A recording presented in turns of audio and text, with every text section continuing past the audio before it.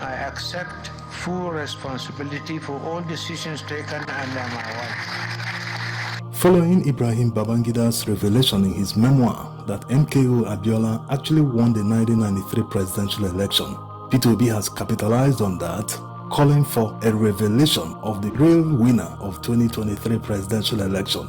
Hi guys, I hope this video finds you well. Alright, now we saw the book launch of former president of Nigeria, Ibrahim Babangida, yesterday. Now Peter Obi has reacted to it. One of the statements, Babangida said in the book, he said he took responsibility for the 1993 presidential election of Abiola that he annulled. Do you understand? Okay. Peter Obi now asked, I hope the real winner of 2023 presidential election will also be announced. Guys, you know that even discovered that it was 8 million votes that Abiola used to win that time, but Peter Obi got 10 million. Do you guys understand? He said, I hope. Now, before I show you Peter Obi's response to this, I want to say something. What Babangida said yesterday, he owned up, right? That he annulled, Abiola won. Of what benefit, of what use is that to you and I? Because as I'm concerned, he was trying to whitewash his sticky and bad character. That's why I see. Because number one, this was 1993. How many years ago? Over 30-something years ago. Now, you are not telling the world you are annoyed. Now, that your action you did, as it strengthened the democracy of Nigeria, you guys cheated a man that should be behind bars, as far as I'm concerned, that should be behind bars. That thousands lost their life because of that single action. Is that come, they are donating money to his district. What we have in Nigeria, all these people, they are criminal enterprise. If I see them as gang, as cartel, all of them, they are criminals at this day. I'm telling you. Of what benefit is that to Abiola and his family? In what way is the Nigeria government compensating the family? Somebody spent a lot for election. He won an election, you have not it. 33 years later, you are coming to tell the Nigerians bad attach. You deprive Nigerians the opportunity to have a president of their choice. You are not coming out to tell us trash that you have not. Of what use is that to me, Holy Ghost? Of what use is that to you? Of what benefit is that to even the Abiola family? It makes no sense to me. Guys, as you listen to what Peter Obi said, like this video, please share until everyone sees it. Thank you. I accept full responsibility for all decisions taken under my watch. Following Ibrahim Babangida's revelation in his memoir that MKO Abiola actually won the 1993 presidential election, Peter Obi has capitalized on that, calling for a revelation of the real winner of 2023 presidential election. Since past leaders are now revealing winners of past elections, they should reveal the real winner of the 2023 presidential election. We all know that Peter Obi won the election. He has said it himself that he scored 10 million votes. So now is the time for a strong socio-political structure across the country, across the 30 states, one that includes not just hardcore obedience, but also over 6 to 10 million. Because I know while they said we got 6 million votes, I know we got up to 10 million. Now, let's see how Peter Obi said it while writing on his verified X handle. He said, "Today, I had the gracious honor of attending the launch of President Ibrahim Badamasi Babangida's long-awaited autobiography, A Journey in Service at the Transcorp Hilton, Abuja. IBB's contribution to Nigeria's economy and his strong support for entrepreneurship and private sector growth remain immeasurable. Under his leadership, Nigeria witnessed substantial growth, particularly in the financial sector. He played a key role in fostering a united and equitable Nigeria and economic landscape, ensuring policies that strengthened national cohesion and economic development. Documenting such experiences is a welcome development, as it allows us to learn from those who have served and left a lasting impact on the nation.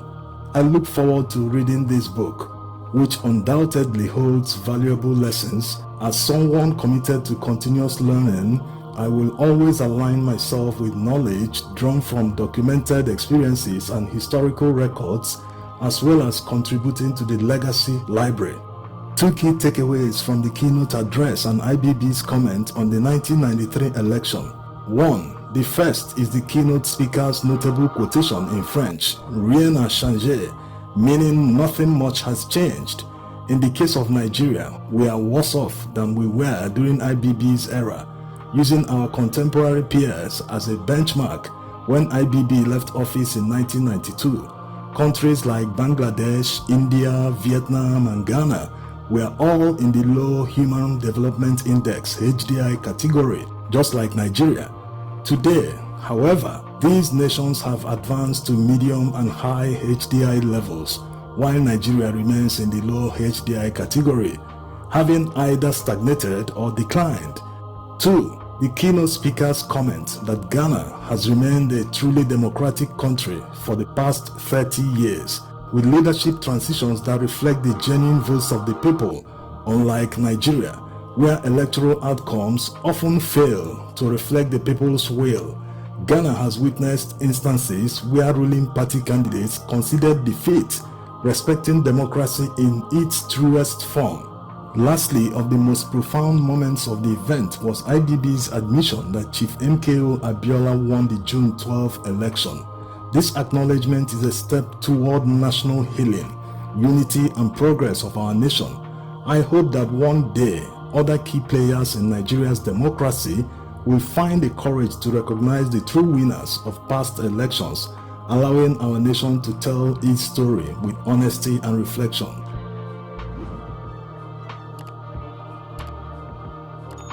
While many might find the earlier part of B2B's comment as too patronizing to IBB, considering what he did during his regime, the many human rights violations, killings, and corruption, but he's not actually far from the truth.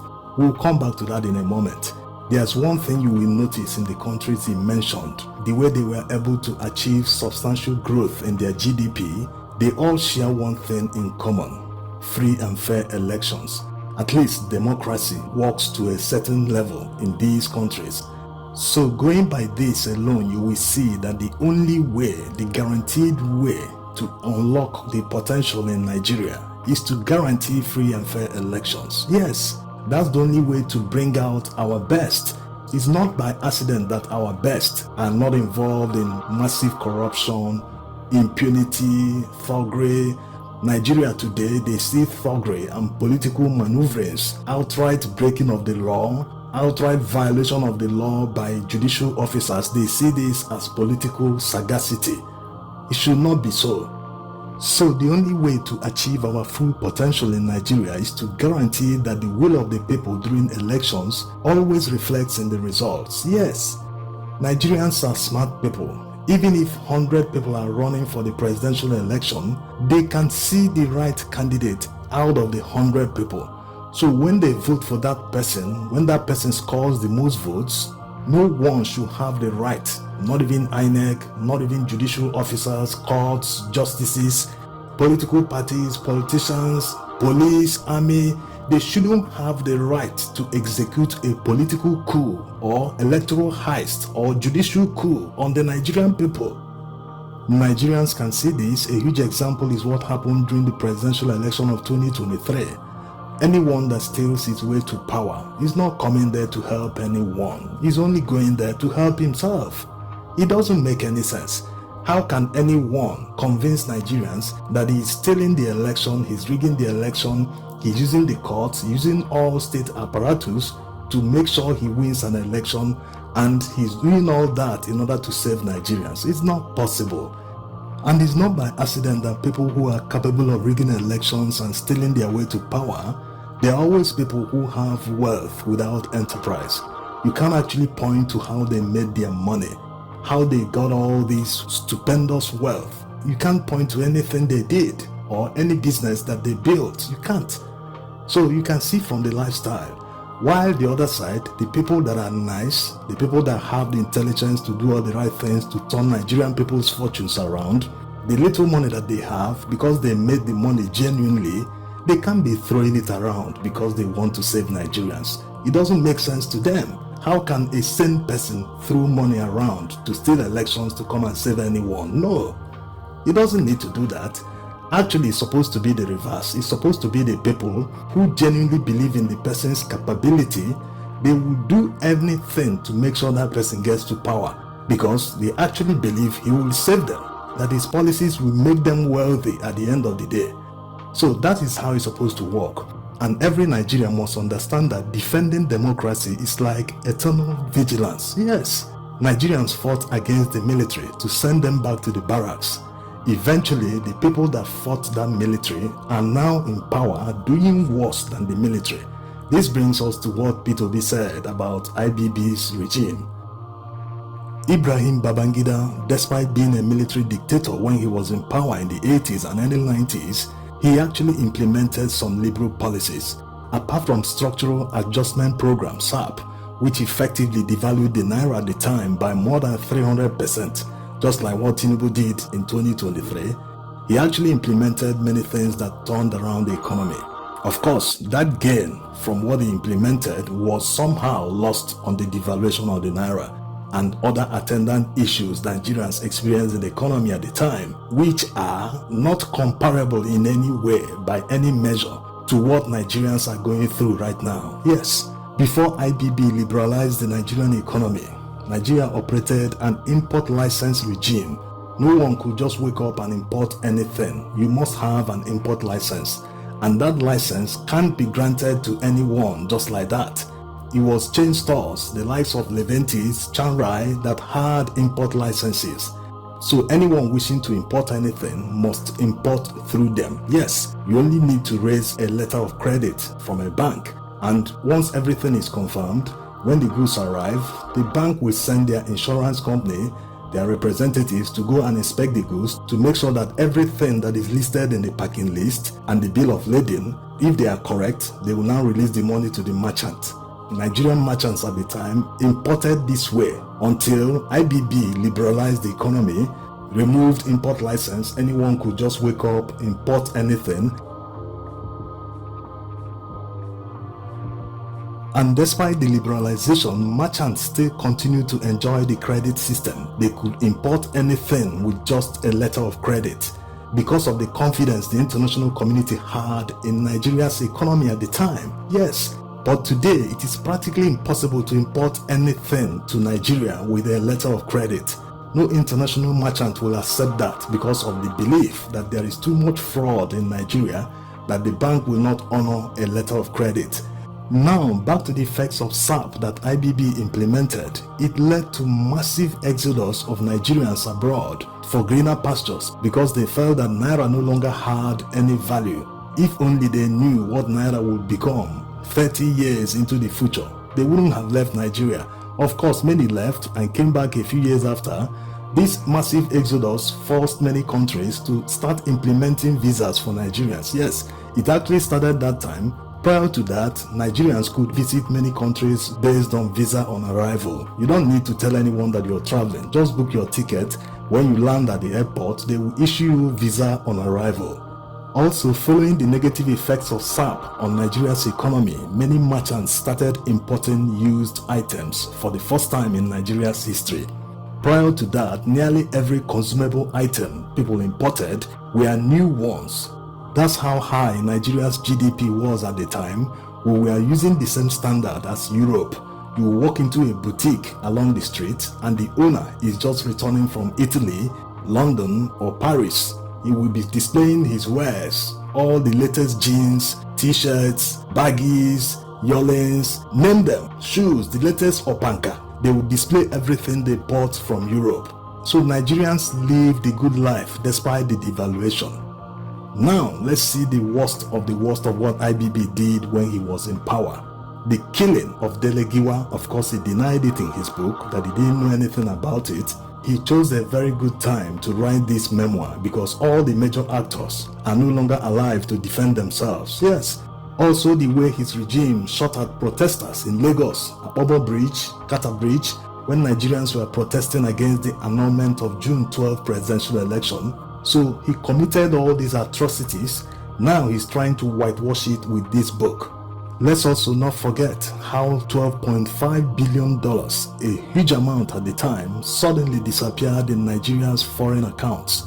The surplus was made because of the invasion of Iraq by the US at the time, the first Gulf War, which caused a surge in oil prices. So Nigeria earned a lot of budget surplus to the tune of $12.5 billion. But instead of saving that money for Nigerians, or at least investing them in infrastructure or even a sovereign wealth fund, the money disappeared. So it's a pity that wealthy Nigerians like Dangote, Athes and others donated more than 15 billion naira to IBB, a man that more than $12 billion disappeared under his regime. They should have invested this money in education. There is massive hunger across Nigeria. Imagine if this money is invested in a farm or many farms, it will turn around the fortunes of Nigerians instead of giving it to a man who doesn't need the money. IBB might even be more wealthy than the so-called Nigerian billionaires who can see their enterprise and how they made their money, but they are giving it to a man helping to whitewash its image more than 35 years when he damaged this country beyond repair. Thanks for watching.